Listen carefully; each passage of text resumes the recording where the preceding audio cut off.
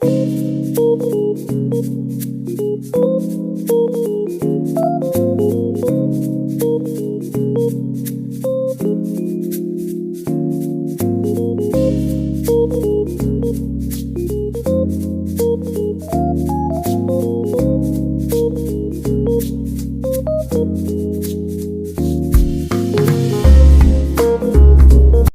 Squad.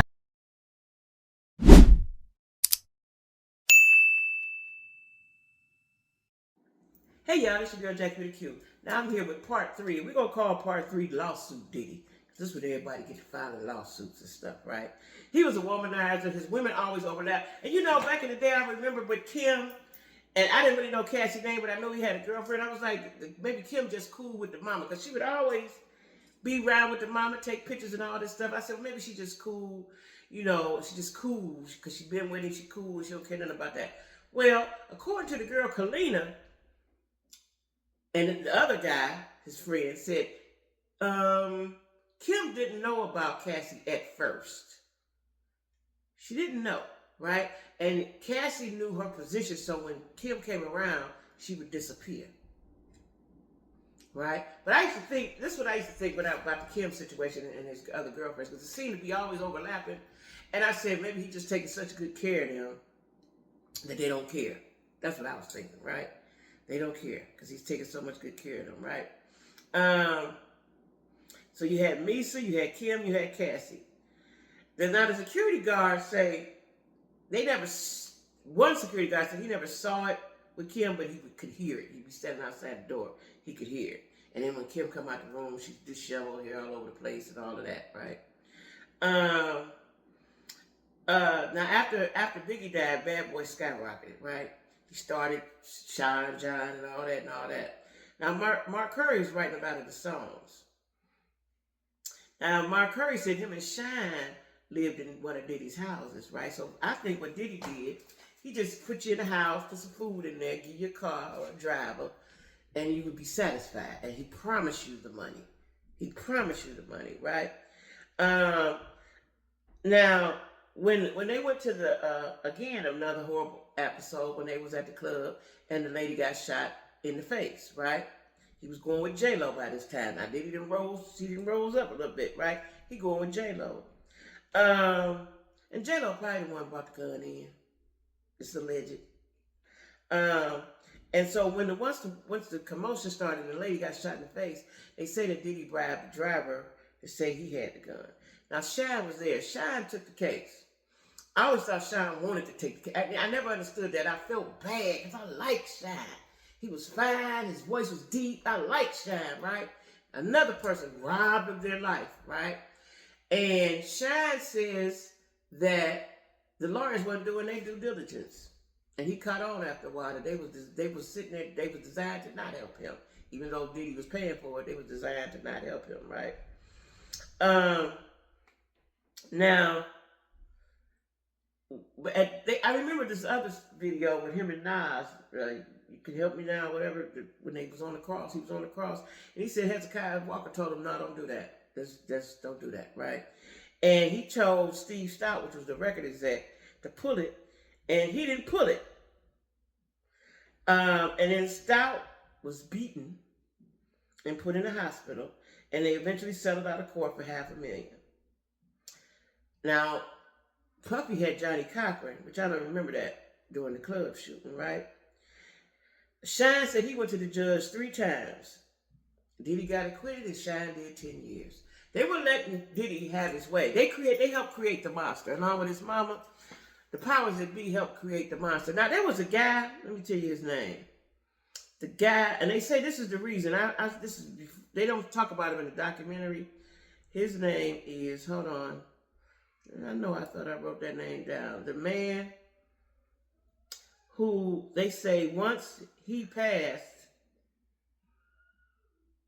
that's when things got bad for Diddy. And I just looked the man's name up today. Hold on. He was the godfather of black music. I'm going to tell you his name. They say this is the person that was protecting Diddy. This is another reason why godfather of black music. why he was so out of control. Clarence Avant. Clarence Avant. Clarence Avant. Now, he died in 2023, right? He is known as the godfather of black music. I had never heard of him until my subscribers told me about him. I had never heard of him, right? But he was big, and he made things shake or not shake. And this is who was covering for Diddy, right? This is who was covering for Diddy. So Diddy was able to do a lot of things, and the things that he did could be covered up or paid off. That's my assessment of it, right? So now this guy Stout was beaten and put in the hospital, and he got they settled a lawsuit for $500,000, right? Again, Diddy not getting in trouble, right? So now we got Biggie, Mason probably left by that time. You had Craig Mack, Total, 112. Y'all remember G-Dep? I think G-Dep got on drugs. We don't know where he at. Faith Evans, Black Rob, The Lox. His friend eventually, Tim, the dog Patterson, who was the A&R at Bad Boy, he left because he said it was too much chaos. Puffy wanted total control over everybody that's in his circle. He wanted to be the master. He wanted total control. Then he started with making the band. And you had Aubrey O'Day. Now, I remember that him and Audrey kept getting into it because he was trying to tell her what to do outside of Daddy Kane or whatever the group was called, and she wasn't on it. And I think it was on the episode, either she wanted to wear this or change her hair, do something with herself. And he told her, no, you got to run that past me, right? Babs say that they was given a stack of papers and 24 hours to sign it. Puffy was just so wrong on so many damn levels, right? You give some kids that are young and thirsty and hungry and broke with talent, and they gonna get the chance to be on Bad Boy. By this time, they done blew up. They get a chance to get on Bad Boy. Of course, they gonna sign it without looking. That's how everybody was always stuck forever. And could never. And what I didn't understand, Diddy would not. They could never make any money anywhere else. You weren't gonna give them none. They couldn't make none. What the fuck, right?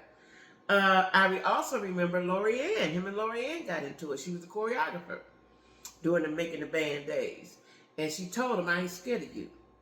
And you know, when I remember when that happened, I was like, scared of Puffy? Ain't nobody scared of Puffy? You know, didn't know. The behind the scenes stuff, right?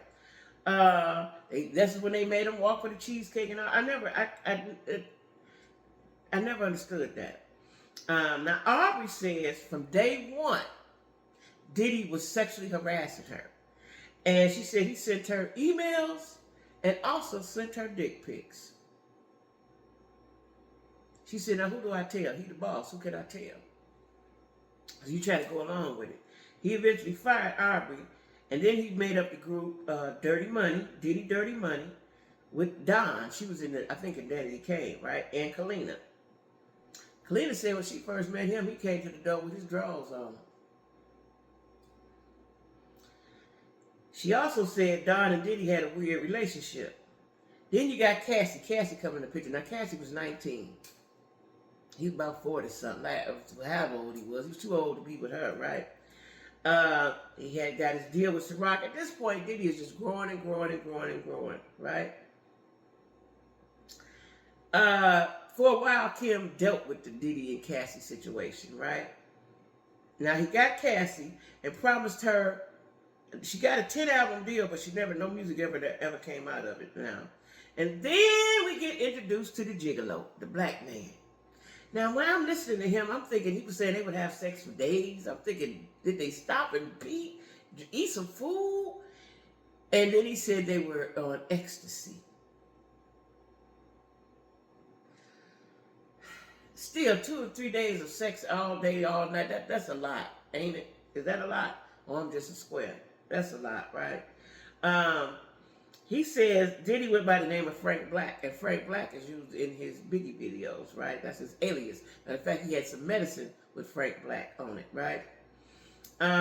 He said the sex was always regulated by Diddy. He'd be over there sitting in the corner. That is the weirdest shit. Now, what people have people in the tizzy about is that they say Cassie kept going back. Gotta remember that Cassie was 19 when she met this grown man. So he has molded her and groomed her into who he wants her to be. Where her mama and them was, the cousins, sisters, I don't know. But he has molded her and groomed her. And besides that, now he's feeding her drugs. He's feeding her drugs, right? And maybe she liked it, right? I don't know. But then the abuse started. He said after a while, Diddy would get mad. Diddy would get mad, right? Now you put her in that situation and now you're mad at her, right? And the sexcapades with this gentleman went on for 8 years. They were flying to wherever he was, wherever they was, Miami, LA, New York, right? And he said was it March 9th? Whatever the date that Biggie died. Wait a minute. They would always have a celebration and they would fly him out to wherever they was. Hold on, what was that date? Oh, I didn't write it down. But he said also, that's when they had the baby oil. The baby oil was heavy in use. And he said, he just thought, just shut up just so you don't be dry. And she glopped it on. He said, no, this is what we do, right? This was the weird part. They collected his semen. And then Diddy said that she would drink it or they would play in it or something.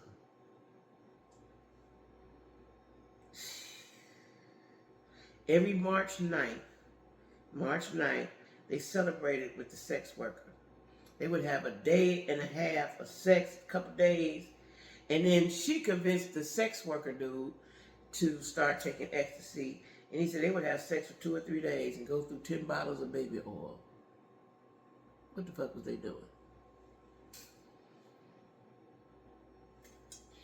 Anyway, they believe that Diddy, the friend said he believed that Diddy got started on the drugs when either Kim sliced his wrist or he sliced his wrist and he was in pain, so they gave him the Percocets. That's how the drugs started. Because prior to that, they said Puffy didn't drink, he didn't fool with no weed, he didn't fool with nothing. And then he got the Percocets, and then I guess he just got weirder. The older he got, the weirder he got. By the time he got with Cassie, he was a whole weirdo, right? Sex worker said he would assault her, and then they would go in the room and come out, and she would act like nothing happened. Just like that video they showed of them, I guess they was in a hotel somewhere, and she was on the floor covered up in a blanket. And he's like, no, come on, babe, let's go outside and walk on the beach, after he just whooped on her. And she's under the cover, scared to death. Now, security said that Diddy was uncomfortable around black people. And he only went to Harlem when he only went to Harlem or whatever when he needed to get something from the culture. So he was a culture vulture to his own culture, ain't that something? He was maniacal, diabolical, and a narcissist. That's what Diddy is. That's what he is, right? And after watching all these episodes, I am convinced that he had something to do. Now, I forgot to talk about when they say the dude got shot. And Justin, now he got Justin as his shooter, right? Dude got shot. Rob say, that was the producer guy, Lil Ron, said that he told him to act like, don't tell nobody he got shot here. Diddy was able to do whatever he wanted to do, and I believe Clive Davis, that man Clarence Avant, and everybody else covered for him and allowed him to do that. They allowed him to do that with money, right? With money. Diddy is a monster. Stay tuned for part 4.